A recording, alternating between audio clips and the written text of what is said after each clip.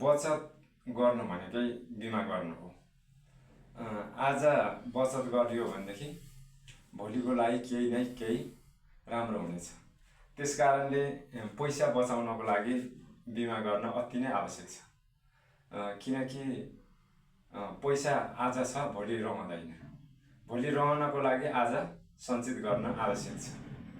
पैसा भन्ने चिजलाई चिनेर जानेर र ठाउँमा राखियो, ठाउँमा युज गरियो भनेदेखि भोलि हामीलाई परेको बेलामा, अप्ठ्यारो परेको बेलामा चाहिँ यसले काम गर्दछ।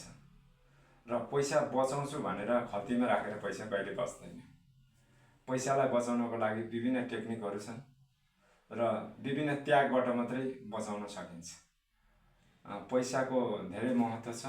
पैसा हुँदाखेरि त्यसलाई कसरी जो गर्ने भनेर आफूले चाहिँ ध्यान राख्नु पर्दछ। त्यसैले पैसालाई बचाउनको लागि एउटा जीवन बिमा कम्पनीसँग समन्वय गरेर राख्दा अति नै राम्रो हुन्छ। मेरो भनाइ यति नै हो। धन्यवाद।